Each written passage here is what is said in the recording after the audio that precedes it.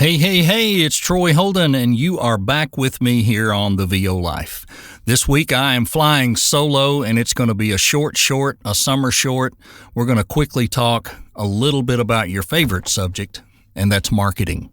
Oh no. This episode is sponsored by VOinbox.com, the only full-service marketing tool for established professional voice actors.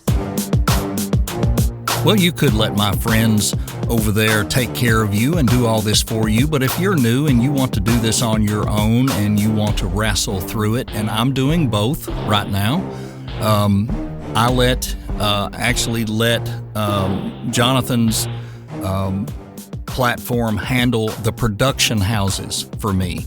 So what I'm doing in Nimble is I'm working on mainly automotive, radio imaging, and just client and prospect follow-up.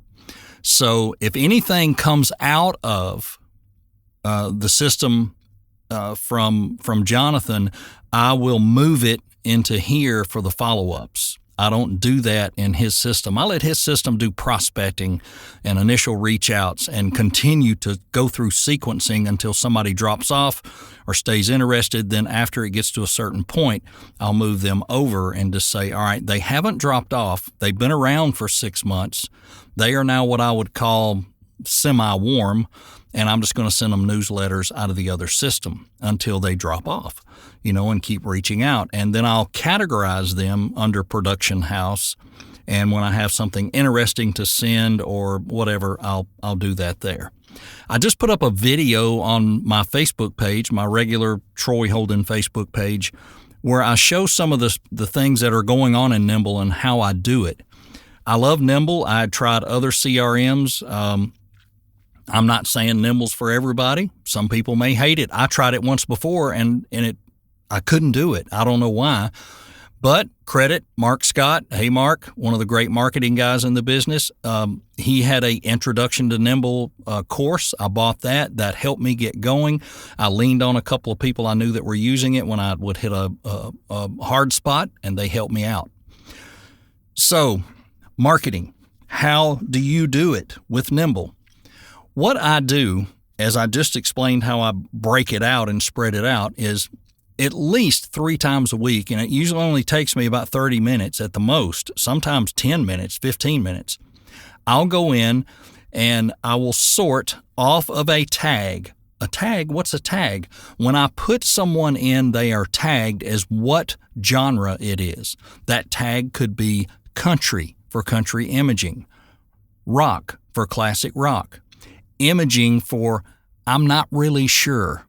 Maybe it came from a source where it didn't really tell me what kind of station it was. So I'll put it under general imaging, and those emails are going to be different because I don't know their genre or of music. So I may put in there that, whether it's rock, country, talk radio, blah, blah, blah, Southern gospel, whatever, I may do that. But in the country ones, I target country imaging. And in the classic rock, I target classic rock / yacht rock imaging. I also have ones for warm. If they have reached back out to me in any way, they now get the warm tag. If there's also one in there for client. If they're a client, we do business, regular, we've done business. We do business one time, you go into client. Client is going to get those warm, personal things, those newsletters that, talk about what's going on with my business, what I booked in the last little while. And it gives them information that I'm still here and I'm still cranking and I'm here if you need me. Sometimes these are people that buy from me all the time during the year. Sometimes these are people who have only done business with once, but I got their information and now they are a client. So they're going to get, the spread out quarterly newsletter type thing, a reach out. I also have a thing I can do is to go in there and I just call it a check-in.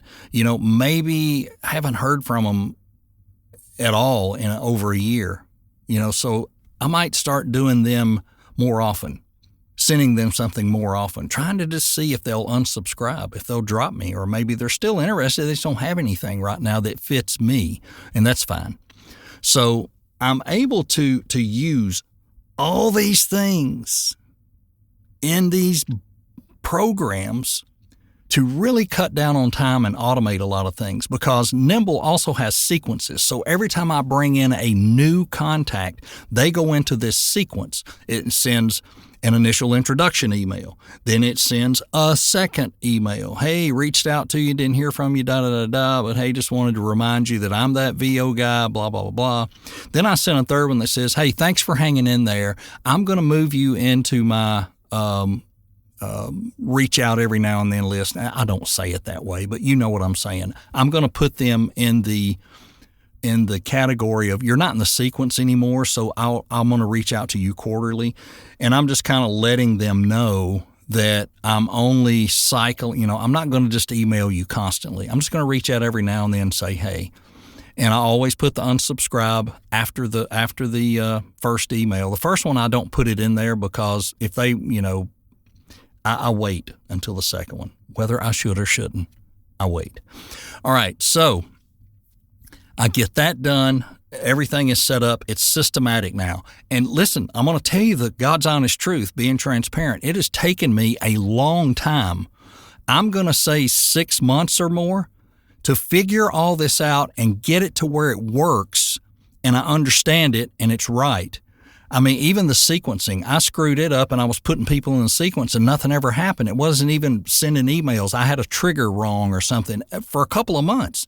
And I'm like, oh, what is going on? Why is it not emailing? I had an email mess where it shut down my Outlook, my business email. And then I learned the hard way, you got to have another email address for sending these emails. And then I set up Gmails and warmed those up over the period of a few weeks and started using it. And then I tried their email services. It didn't work for me. For some reason, it screwed up the domain I was sending it from, and it just wouldn't work. And I went back to the original Gmail when I set up, and it works fine. So I said, I'm sticking with that. That works. This works for me. Other stuff may work for you, kind of like a disclaimer here. It'll work for you. Take as needed. But I'm doing what works for me, and I feel like it's working because people aren't dropping off. I'm not having very many bad emails, go out to where I'm having a bunch that bounce. Hardly at all. This takes time, just like everything else. It's not instant. So now I'm back to the point where I've pushed quite a few people through, right? Now it's time to start spending more time sourcing new leads. And now that part is coming into play. So now I have a cycle. I have a good system set up. I know how it works. I know how to make the changes. So now it's time to keep loading more people. At first, I thought that was the goal. I need 20,000 contacts in there. Really, if you'll start with a handful, and I had a bunch, and I deleted everything when I started Nimble. I started over. What? Why? Because most of what I had where I got it from was not totally reliable. And it was a lot of production companies, and I don't know what they were. You just don't know. So I decided the expertise with that I had seen lies with VO Inbox. They go after those production houses, those type things. We don't know if they're automotive, if they're doing regular commercials. Sometimes they are just doing website stuff and this and this and this, and that's fine. There's work there. But on the other hand, I wanted to do the targeted stuff, and I wanted to be good at it. So I wanted it to be where I love to work, automotive, imaging. Yes, I love to work in commercial, but I'm counting more on online casting and agents for that. So I want to go to the direct stuff that makes the most sense for me and is the least waste of my time. Now I'm adding agriculture. And it won't be a great big amount of contacts, but it could be eventually, because what I'm doing is the goofy thing that a lot of people say don't do. I'm going after bigger dealerships. I'm not going after the brand. I want to be the voice of the big ag dealer in Dallas, Texas. And I am the voice for some equipment companies. I do some online stuff for them, internal videos. I do their phone systems and things like that. And I'm happy with that. That's good enough. It's good work you don't want to miss. But I would love to do, and I'm just making this up, ABC Equipment Company in Dallas, and we're the John Deere dealer here. You know, like I said, making these up. And then maybe you go over to Arkansas, and then you go to Georgia, and you're in Kentucky, wherever. And I'm going to look for all those, and that's my next big deep dive on the web. I'm going to go look for those, find the dealerships, find out who's, go to LinkedIn, find out who the people are at the dealership, who does what, and I'm looking for the marketing manager or the marketing director or the whatever, marketing, who is putting out their marketing and sales ads. And I want to connect with them, and I want to send them that email, hey, I'm a voice actor, and I'm also a farmer and a rancher. I know what you do. I have tractors. I have all this stuff. And I think I have a voice that would fit your dealership. Could you let me know who you use to produce your ads? Because I'd love to talk to them, and it may not be for you, but maybe it would help me get into some other dealers or whatever. And somebody said, well, why would they refer you for that, for other dealers? The thing is, you're doing what they do. They go out and they look for leads a lot of times. Car dealers do it too. They look for leads. They're looking for people's names and phone numbers and emails and text numbers or whatever. They need people to reach out to that will buy. I need people to reach out to that will buy, right? So if this dealership group, and this guy has 6 John Deere dealerships, and he has a marketing company and a production company and blah, blah, blah that do all his ads and all for him, he might share that with me. That gives me a foot in the door to that production company who may not only do him, but other people. I may not be a fit for him, but maybe for somebody else. That is targeted marketing. That's how that works. And it doesn't always pay off fast and upfront and early, but it could get you into more places that you could be heard for more opportunities. Is that not what we're looking for? Here's the thing. I don't want to sit on the bench. I want to come up and be in the batter's box ready to take a swing, right? You want to be ready to take a swing. You're looking to be pitched to. So I want to get in the batter's box, and I want you to serve it up and let me see if I can knock it out of the park. That's all I'm asking. I'd love to just walk in and they go, yeah, we're going to give you that work.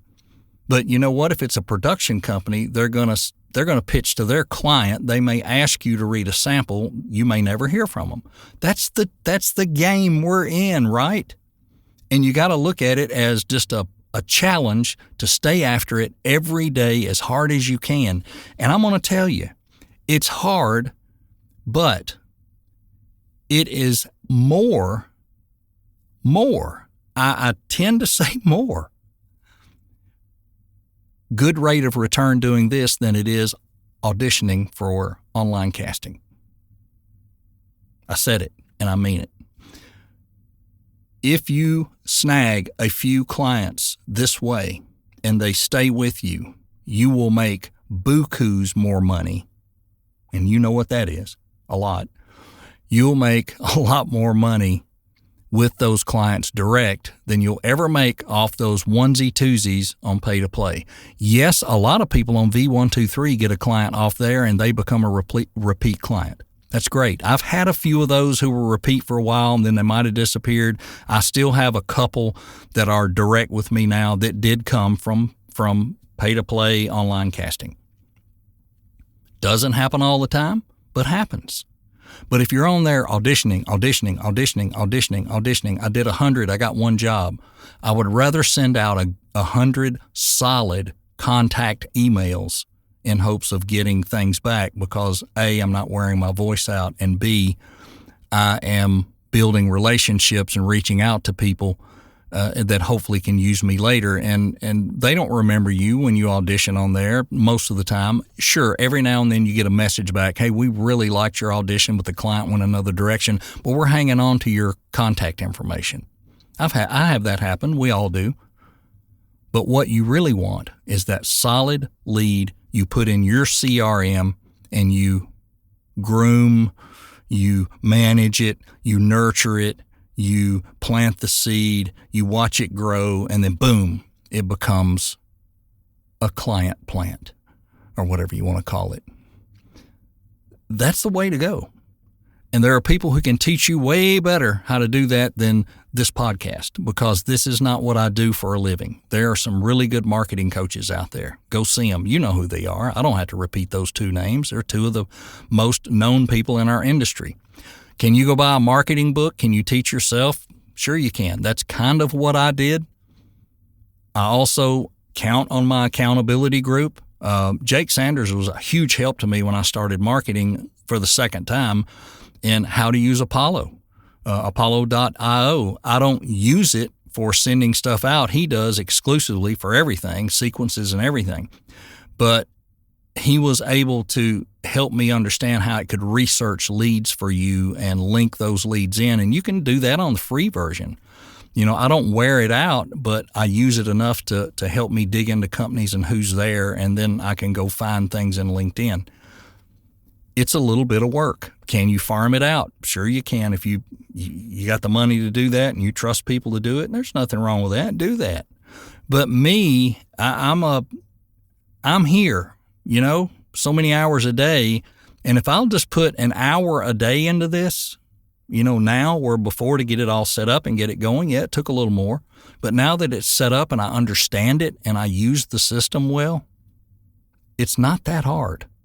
It just takes a little time, and you have to keep feeding the pipeline, more new stuff going in all the time, because you eventually, like I'm at a point right now where I only have about 400 people in my sequencing that haven't gone through the sequencing. And I really need to keep up to where that doesn't get down to 100 or 0. I need to always have stuff going into that sequence to help keep new stuff going, right? I didn't hear you say right, but I think you agree. I think you're nodding your head. I think I see you nodding. Okay. All right, thanks. Hey, that's all I got this week. Not a lot, a little quicker than usual. Join me next week. I believe next week is next week. Next week is Chris McCloy, and you're going to enjoy hearing from Chris. Chris is up in Canada. We met about 3 years ago at VO Atlanta, and he's just a super nice guy. And Chris is he books a lot of stuff. He's a really just a super nice guy, and we're going to talk about his journey, how he got in, all that kind of stuff. That's coming up next week. And without further ado, hey, let's get out of here. And again, I want to thank our sponsor. That is Jonathan Grant. And Jonathan has two great tools that you can use. It's VO Inbox and VO Leads. I started with VO Leads. I have switched to VO Inbox because, like I said, production houses. That's what mainly they are sending stuff out to. It's not categorized. It's just places that would hire voice actors, pretty much. And it's working. I get replies, and I love it because I don't have to do anything, nothing. I just get a reply, add it into my other CRM, and away we go. And that's how she works.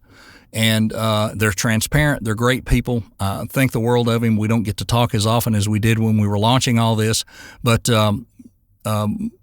I just every now and then, I know because somebody here on the podcast goes and signs up, and I hear from Jonathan. Hey, thanks. We got another one. Another person signed up, and that's great. So do that. Do this. What we just talked about, do both, do one or the other. I will say too, and I always say this, VO Inbox is for people who have the money to spend. It is not, the lowest cost alternative for this type thing, but it does all the work and buys you a lot of time, and that's what I love about it. VO Leads, however, is another way to go in there and buy 50 leads, 100 leads, whatever, and use those in your own marketing. And that works fantastic as well. And that's kind of how I started with it, got interested in it. And now in using Nimble the way I use it with targeted marketing for the things that I want to do, I'm very happy with my marketing setup right now. The effort becomes more leads, put more people in. You've got to constantly be cycling people in. Hey, we're done. We'll see you next week here with Chris McCloy as our guest on the VO Life. This has been The VO Life with Troy Holden on Spotify, Apple, Google, and more.